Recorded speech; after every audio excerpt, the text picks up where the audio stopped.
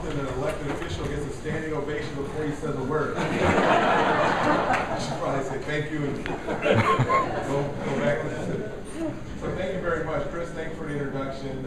It's an honor for me to be here today. And I know there's some elected officials. I see our chief here of our fire department.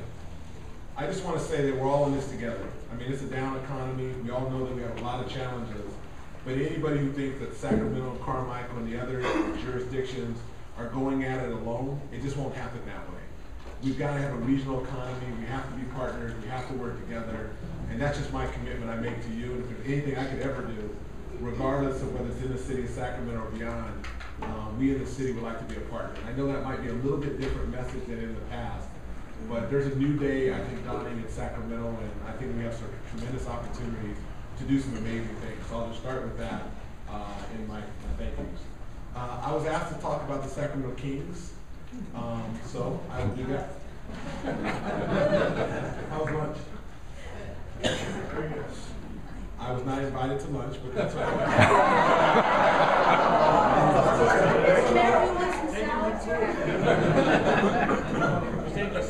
No problem.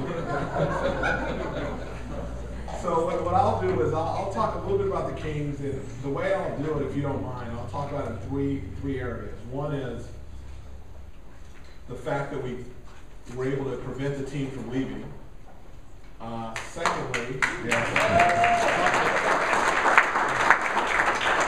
Secondly, what we had to do over the last year to keep them here. And then thirdly, what the future looks like. So those would be the kind of three areas I'll break it down. Raise your hand if you are a Sacramento Kings fan.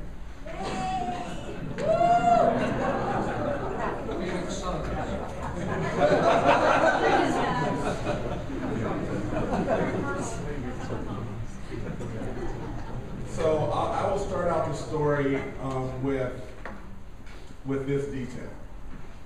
If you go back to 2009 in October, it was the first time that we all knew that Arco Arena was too old. It was an outdated, antiquated facility. And we knew it because the NC2As, March Madness is going on right now, the NC2As basically said they're no longer bringing regional games to Sacramento because the building is just not up to par.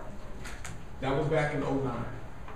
And at that point, I realized, and I think we all realized, that we didn't want to get caught flat-footed, so we needed to be aggressive on building a new top-notch facility for Sacramento. And when I say Sacramento, it's our greater Sacramento community. So that was kind of the first wake-up call. So we had a couple task force that went on. Do you guys remember when they were talking about doing a new building out at Cal Expo? Yeah. So that was one of the talks. In the task force, we ended up talking about doing it downtown. And here's where my story starts. From October of 2009 through February of 2011, there was rumors on whether or not the Kings were going to leave or look elsewhere, and we'd all heard those rumors. But not until I was at the All-Star game in Los Angeles, February, did David Stern substantiate the rumors, which said that the Kings and the Maloofs were really looking at going to Anaheim. It was just a rumor before that. And the Maloofs had told me they weren't leaving, so I told everybody I didn't think they were leaving. And those rumors got substantiated at the All-Star game a year ago in February. So what we ended up doing immediately after that, I called David Stern, commissioner of the NBA, and said, look, we as a community can't afford to lose our team. I said, is there any chance that I can come out and speak in April to the NBA governing board who makes the decision on whether or not the team is going to leave or not? And he actually said, yes, I could come out to New York. So I flew out to New York. Mind you, at the same time, the Maloofs and Anaheim also flew out to New York. So you had a little bit of a battle. You had the mayor of Sacramento and 3 people. And then you had the mayor of Anaheim, the city manager, 8 people, plus the whole Maloof family. They were all in New York. And what was unprecedented about this, the odds were not in our favor because there's never been a team that wanted to move that the NBA governing board and others have said you can't move. So it was really a long shot. It was truly a long shot. So we get out to New York, and we were supposed to present, and on our team was myself, my chief of staff, the person that was going to build the building, Icon Taylor Group, and then I brought a secret weapon, and I'll tell you who my secret weapon was in a second. So I brought, I had 3 or 4 people, and they had, 11 plus. So we were supposed to present in New York at this big fancy hotel at 1:30, I believe, and the Maloofs were going on at 12:30. So we all get over there early. They put us in separate rooms, kind of like prize fighters. We're all in separate rooms. And they go on at 12:30. Again, we're supposed to go on at 1:30. And this is the NBA governing board, so the owners, the commissioner, and their staff. 12:30 to 1:30. 1:30, the time passes by. It's 1:40. It's 1:45. Next thing I knew, it was 2 o'clock. Then it was 2:30. So I went from being really, really nervous. The longer it went, I actually felt there had to be an advantage for us. Because if it was that easy and a done deal, and if they were just going to rubber stamp it, it wouldn't have taken as long. We didn't get called to go in there till 3:30. So, you're talking about over a 2-hour delay.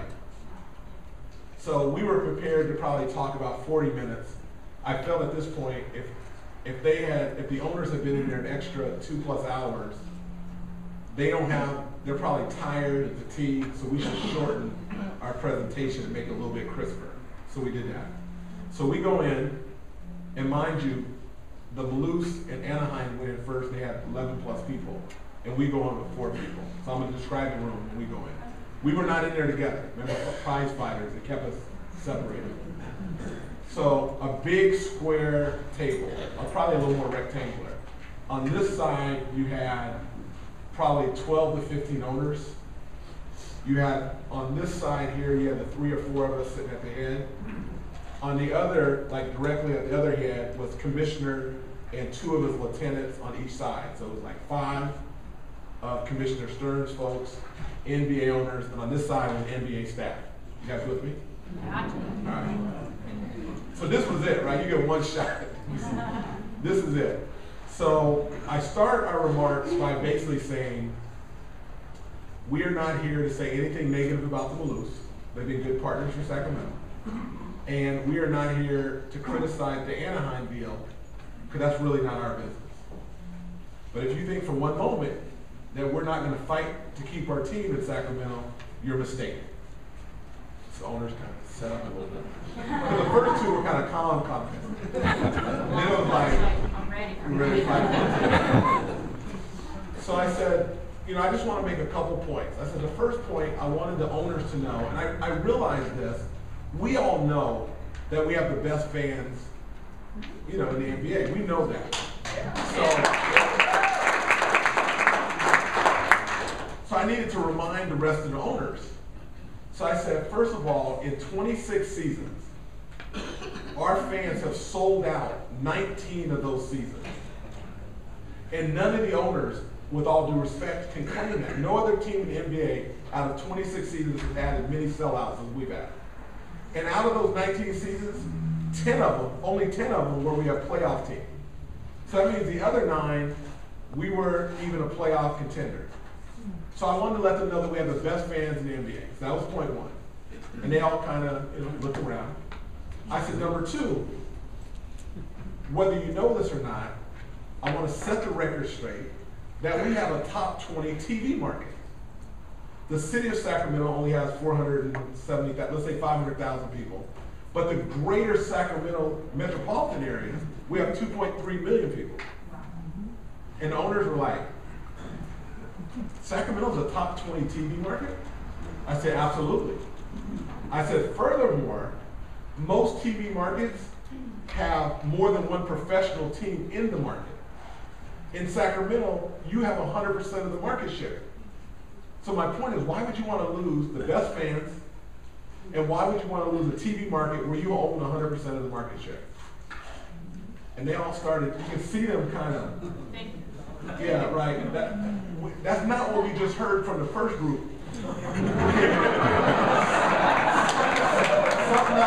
something not adding up. So I said, the third thing is, and this is the part that got him, honestly. I said, we have a corporate community, a business community, that's willing to step up and contribute more corporate dollars. In fact, we raised $7 million of new corporate participation. And all the owners' hands went up. Like, I mean, literally, all hands just went up. And I wasn't done yet, but their hands went up. So I didn't know if, so I looked at the commissioner, should I keep talking or call on the owners? So the owners were like, so you mean to tell me you actually have $7 million that the Kings already have? So no, I'm saying $7 million new dollars. And they were like, so you're saying existing dollars that the Kings have, you're just saying that's how much the corporate community has given in the past? I said, no. I'm saying $7 million new dollars. And they were finally, the last question on this was, you mean to tell me that you have $7 million that the Kings already have, right? And at this point, I was still patient. But I said, I cannot say it any other way. Whatever they have, I don't know. I'm saying there's $7 million new dollars in the corporate community that want to participate if the Kings stay in Sacramento. And I have those commitments over a 3-year period. So if you're talking $7 million, a little over, 2 point blank over a 3-year period. And they just couldn't believe it. So why is that? Because the owners who came in before said the corporate community was dwindling and there wasn't a corporate base in Sacramento. And I'm saying something entirely different. So somebody is not telling the truth. Right? I mean, something not adding up. You got this mayor who's just idealistic and maybe just saying what the owners want to hear, and you have somebody else who's saying the realities of Sacramento. So that was my third point. My fourth point was, I said very honestly, regardless of what happens, we're going to build a new building in Sacramento, regardless of whether they're here or not. Because Sacramento should have a world-class facility. If we want to attract world-class acts and entertainment and events and be recognized as the capital of California, you have to have top venues. So we're going to do that whether they're here or not. That's not a threat. That's just a promise. And then I said, lastly, which is kind of remember my secret weapon? Yeah. So in the beginning of my comments to Commissioner Stern, I said, we in Sacramento want to remain an NBA city, an NBA community, one of 3 scenarios. Scenario 1, same owners, same team. Everybody good on that? Yeah. That's our preferred scenario. Scenario 2, new owner, same team. Meaning, if they want to sell, which they've said they don't, but if they want to sell, we have new owners, same team. And scenario 3 is new owner, new team. Meaning, if they move to Anaheim, then we believe we can bring a new owner to the table. If another team becomes available, we want to bring it to Sacramento. My secret weapon here. So Ron Burkle sent a representative out. You guys know who Ron Burkle is? You guys probably heard the name. Let me just say he's worth $4 billion. That's all. Okay, that wasn't enough. Okay. He owns the Pittsburgh Penguins. Okay. Is that enough? Yeah. You want more? You want another one? You know Ralph's grocery chain? He owns all that. Is that enough? So this guy basically says to me, if the team becomes available, I will buy them and keep them in Sacramento. Or if the team leaves, I'd be willing to buy a team and bring it to Sacramento. So we win under any scenario, right? I mean, that's good fun.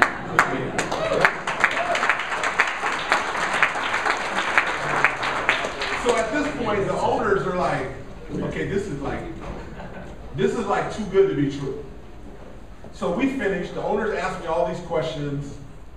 We're done. Commissioner Stern asked me a couple questions. This is on a Thursday. Was anybody there the last game that could have potentially been at Arco Power Balance Pavilion? Some of you were there. So that was on a Wednesday. This was Thursday, the next day.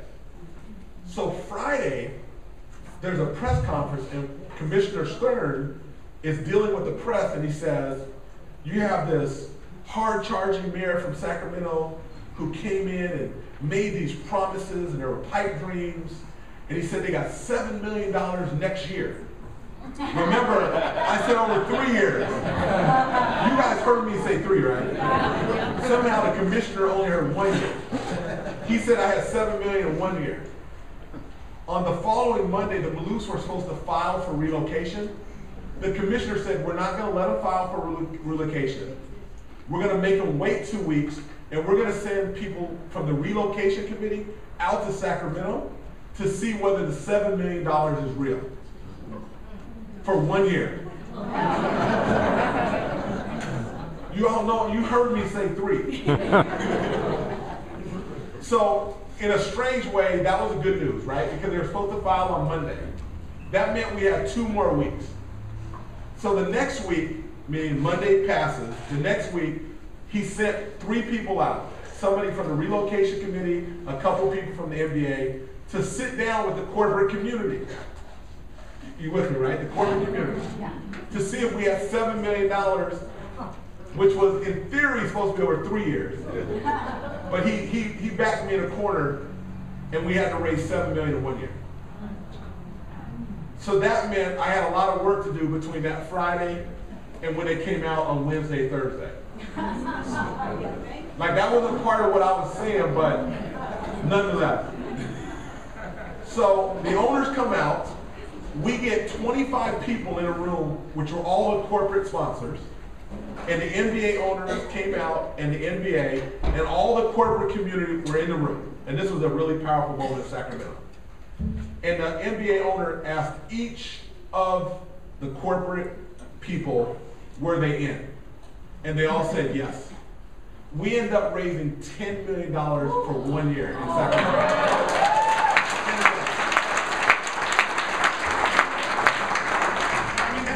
Credit to the Sacramento, that's not the city of Sacramento. In fact, probably 80% of those people weren't in the city. They were in our region. So the NBA owners are scratching their head. They're like, how can this mayor, they were like, how can this mayor deliver $7 million and then over-deliver $10 million in 1 year, and everybody in the room said, I'm in. Like, it didn't add up. So remember, somebody wasn't telling an accurate picture of what goes on in Sacramento, right? That's right. So at the end of the day, that gave us a lot of credibility with the NBA. So when they went back, they believed us, and they believed in our community, they believed in what we could do. So the beautiful part of that story is, and you guys know it, that the Maloofs ended up not filing for relocation. They gave us 1 year. But before I get to the next year, that's kind of how we saved the team. It's because really the business community, and you remember Here We Stay, Here We Build, all the grassroots community, all of that energy came out, and they said, we don't want to lose Sacramento as a market. We believe in the business community, we believe in the fans.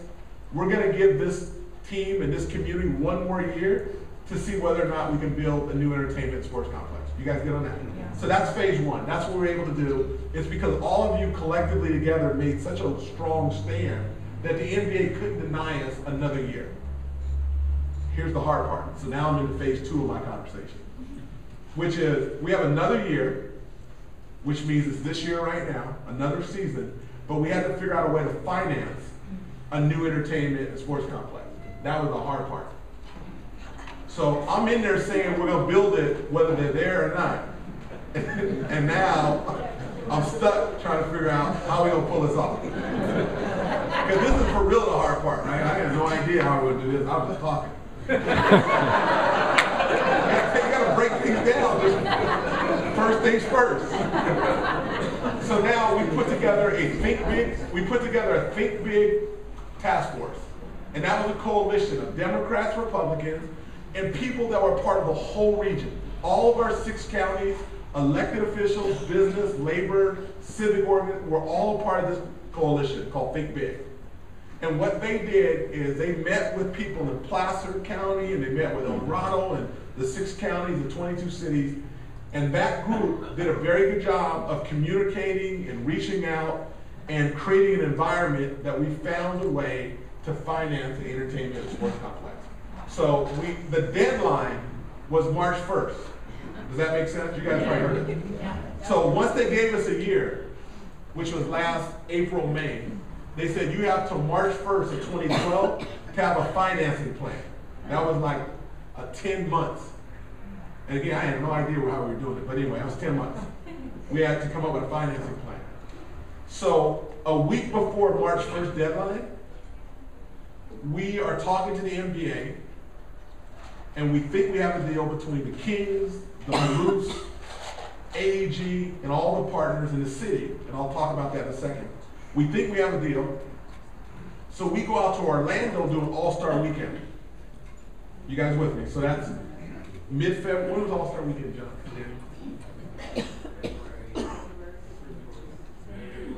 Like the 3rd or 4th week of February, that weekend. We're in Orlando, and the Maloofs are there, all 3 brothers, the NBA and Commissioner Stern, the city, and everybody else was all in the meeting. And we finally, after 2 or 3 days of negotiation, which I'll tell you about how it ended up. So here's the big components. It's a $400 million project. It's going to be downtown at the rail yard, which is good for all of us, the downtown community. The Kings are going to be tenants. The Blue family, they're only going to be tenants. The city is going to own the building. AEG, you guys heard of AEG?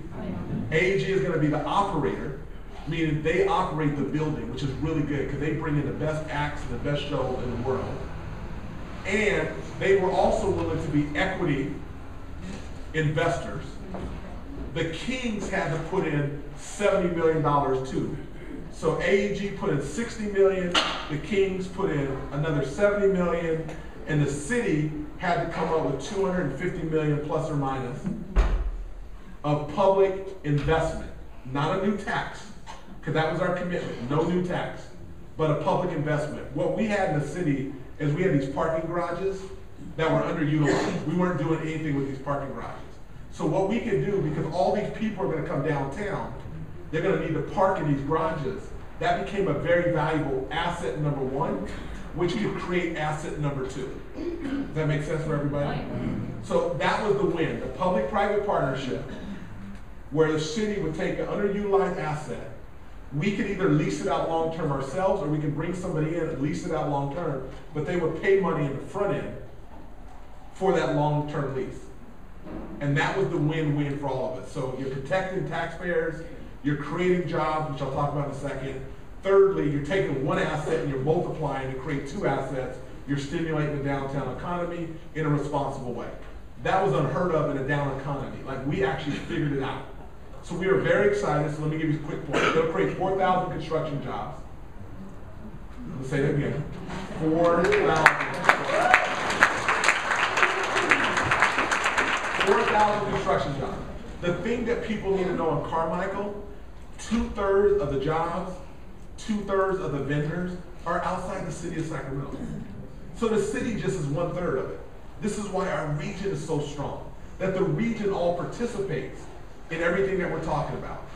This particular project was endorsed by, I think we have 22 chambers of commerce in our region, and all of them but maybe 1, I think we ended up getting all endorsed what we were doing. Because it was smart, it was a prudent way to go about it. So we got all the support, creating 4,000 jobs, as you know. It'll bring 3 million people downtown. So once the building is built, you have 3 million people come downtown. It'll create $154 million of new revenue. That's good for all of us. We all benefit with that. So it's really an investment. The city is making an investment in something that will stimulate economic development, have spin-off, that businesses and restaurants and all that will go on. You guys good on that? Yeah. Okay. So that's the really, really good news. So here's how we close the deal out. So we're in Orlando. That's what we were all trying to negotiate. We're in Orlando, and on Sunday night, after negotiating all day, I looked over at the Maloofs and I asked them a question. I just need to know, do you guys really want to be in Sacramento or not? Because if not, you could come up with 100 reasons why this deal won't work. And that was the moment of truth. The whole room was like, And Commissioner Stern. And brother number 1 said yes, brother number 2 said yes, and the third brother said yes, as long as it's a good deal. So they all said yes. At that point on Sunday night, literally, I knew we'd get a deal. Because if they wanted to be here, we had done our part as a community. You know, we found corporate commitments, we found a public investment that was smart, we brought all the parties together. This is a deal worth dying for, really, if they were smart and wanted to be here. If they didn't want to be here, they could come up with 1,001 excuses. But at that point, I knew they wanted to be here. The next day, we're negotiating. It went on, started at 9 in the morning, went on to like 2 o'clock. And at this point, as you guys know, there was like 1 issue or 2 issues, and somehow they take forever to do, because at this point, you're conceptually agreeing, you have a handshake agreement. Finally, we get to a deal, and we all agreed, and I'm like, aren't we all supposed to be excited? And they were like, I guess so. So I'm like jumping up. I didn't understand, like, is this how you celebrate when you, I don't get it. Like when you win, I mean, let me ask you this. Who in here is married? Okay, Anthony. When y'all got married, weren't you happy?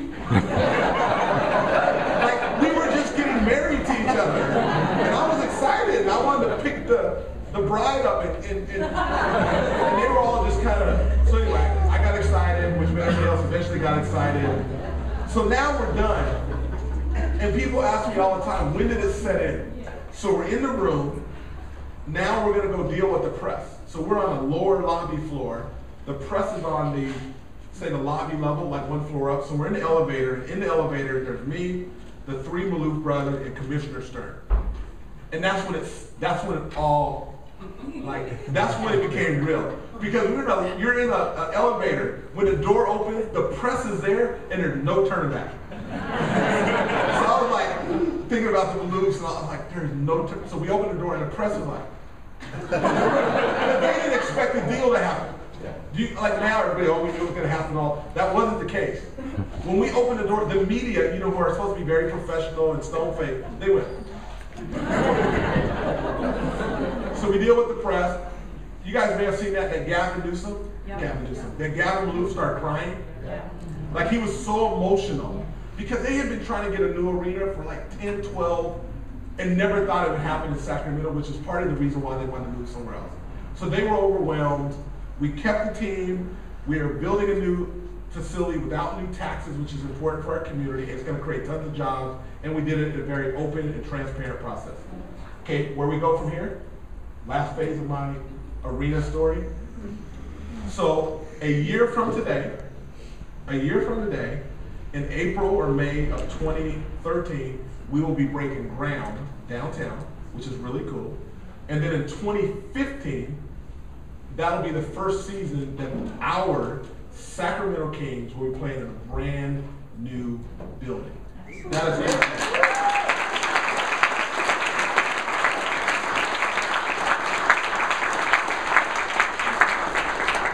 So, going forward, we're going to do a really cool brick campaign. You guys may or may not have heard of it, but we want to try to raise $3 million from the community so that everybody who wants to contribute to the new building, whether it be a $250 brick, and it would have your name on it or whoever's name you want to subscribe it, dedicate it to. It'll probably be up to a couple $1,000, so people can do different levels. But we want to give everybody in the community a chance to contribute. You know, Green Bay, they own their building. We can't quite do that. It doesn't allow that to happen anymore where the public can own a building. Own a team. But we felt that our community, we're only here because of the community. This building will be a building that's built by the people, and we want to give everybody a chance to have a brick or whatever they want to do in memory of that. So that'll be kicked off, I think next month we're kicking that off. If you guys want any information, think big, or you call the mayor's office. So again, this is the way for everybody to have, so when you walk up, there'll be bricks with people's names on it. We might have a wall depending on what people pay, but it'll be a way to kind of memorialize kind of our community's real investment. So if you guys have any questions, we'd be glad to address any of them in your final couple minutes. Yes, sir. Mr. Mayor, my office is just about 1976, right where the new building is going to be, and I watched it go from 1,200 employees walk out of the Southern Pacific shops every day, watched it just go completely down. And I want to commend you on putting something back there that will stand forever. Yeah, thank you.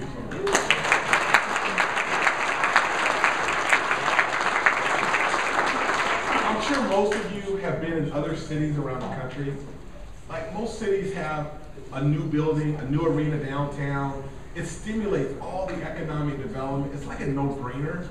And it just, I guess on one hand, you're frustrated that it's taken us this long to do it.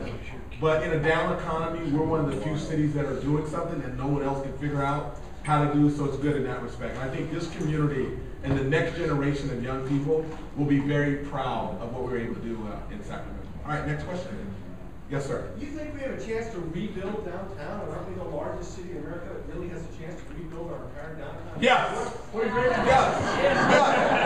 We went to Orlando last week because our sons live there, and we went to the Amway Center, and it is unbelievable. Are we going to model our building kind of after that one, or is it going to be different? Yeah, so good question. So the question, I mean, we're Sacramento, right? 8th largest, capital of California, 8th largest economy in the world. You guys know. But we haven't acted like it. And I want to say to the region, it benefits all of the region if we have a strong downtown core with strong civic amenities. We all win. So if Madavi Center does a new facility and Folsom does a new facility, all that's great. But you have to have a strong downtown core. And we've got to diversify. We can't just have government jobs. That's just not going to work. And you're not going to. So I think we have an opportunity to take Sacramento from once people Cowtown or sleepy town. I feel like we can take it to a city that can still have, small town values and still be a big city. You can still do both. They're not mutually exclusive. We can be an emerging city, and that's what you're getting at. So if you go to Orlando, if you go to Austin, if you go to Denver, Seattle, Portland, San Diego, all these, Indianapolis, all these cool cities, they're ahead of where we are. However, this is a first, this can't be an end. Building a new arena downtown cannot be the end. It's got to be the start. You get one thing, you get two, you get three, and pretty soon it'll take on a life of its own, and then we can have a very strong downtown core. So we're going to model some things after Orlando, some things don't apply to our city. Here's kind of a funny, quick story on San Antonio. Anybody been to San Antonio? Okay, hands down. Anybody been to the Riverwalk in San Antonio? Okay, all the same hands went up. Okay. So the irony of this, San Antonio markets their Riverwalk, right? And it's incredible. It's not a river. It's a canal.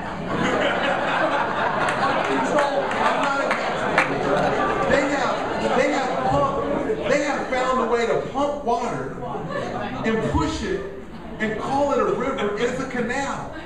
Sacramento, we have 2 rivers, and we're doing nothing with them.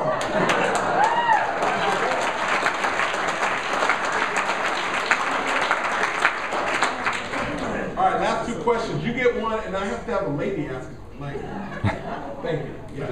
Actually, I worked in Old Sacramento on the waterfront, so I'm glad you brought that up. VOC Cafe, but for years. I worked there about 10 years altogether. And I've also lived in Midtown for 9, and it's incredible what's going on right now in the last few years around the Capitol area. Yeah, absolutely. But I like that you're talking about the waterfront. I'm wondering, is there some way with this plan to tie Old Sacramento and the rail yards together? They're so close in proximity, and our Old Sac is a beautiful area. You have a lot of tourists there, but it's very hard to get in and out. And like you said, we got to market that. I'll tell you what, I love hanging out in Old Sac and watching the moon and the Capitol Bridge. Oh yeah. Best place in the whole city to sit. When it's a hot summer night, sit down there, get the breeze. And I can't tell you how many nights after the restaurant closed, I just sit out there and just enjoy the view. And unfortunately, at that hour, it's a ghost town, literally. If we can have some dancing and some nightlife down there, that really brings, I mean, it really is. It's the best view in the whole city. Just hang out there and have a good time on the river. It's cool. So I agree. So I'll just say, I don't know how often, who's in charge of the chamber here? So if you invite me back next year, or whatever the next time, then I'll talk about the river, because I want today to be about the arena, if we're okay on that. The next time I come back, I'll connect how it connects to Old Sac and the river, and how it can lead to really many more good things. So thank you. Yes, ma'am. One, thank you for getting the teams back here. We absolutely love it. Two, I voted for you, so I'm glad I did that.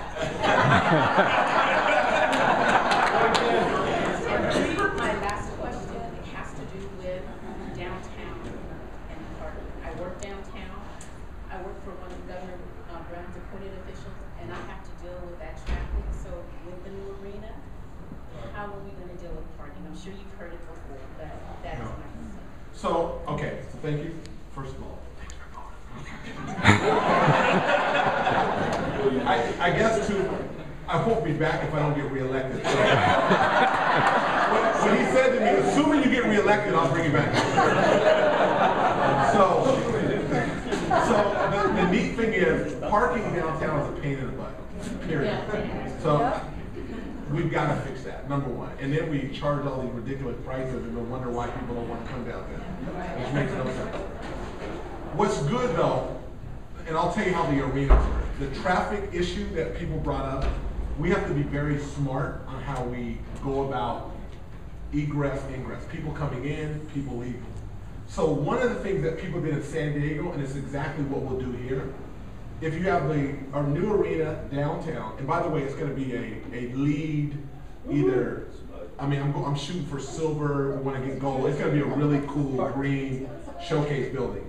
But if the arena's here, there's many ways and zones that people should park depending on where you're going to leave. Does that make sense? So let me give you an example. So if you're going to Carmichael, you might park in one of our garages that will allow you to go up 16th Street, get on the 160, and then come out. So that's one group. Then another group who might be going to Yuba City would park in a different zone, and they could hop on 5 and go out that way. So that's two different ways. Then there's people who live in El Dorado. They're going to park in a different zone, so they'll get on 50 and go another direction. Then the people who might be coming in from Stockton on Highway 5, they're going to park in a different zone, and they can hop on 5. So in a weird, we just have to be really smart. And when you do, it actually makes sense. So when you come park, you're going to park in an area that will allow you to get out the quickest and the smartest way. And then if you're from Fairfield or Vallejo or Dixon or Davis, then you have the I Street Bridge, you have the Tower Bridge. So there's like 6 different ways you can get in and out. And that's how we just have to be smart. So that won't solve the whole problem, but it will mitigate a great deal of it. Public transportation, light rail. Absolutely. So the good thing in Sacramento, we're finally building a light rail that's going to head north. The green line head north to go out through the tunnels in that way. But public transportation, and I should have said this earlier, thanks Marty for mentioning that. You know where the arena's going downtown? It's going to be right where the new intermodal is. That intermodal is going to be probably the 2nd busiest in California and the 5th busiest in the country. You're going to have trains and Amtrak come through, you're going to have light rail come in, you're going to have buses, you're going to have taxis, eventually high-speed rail. Everything you can imagine is going to come through the intermodal. It's smart, transit-oriented development. And that is the home run in terms of also transportation. So thanks for bringing that up. God bless everybody. Go Kings.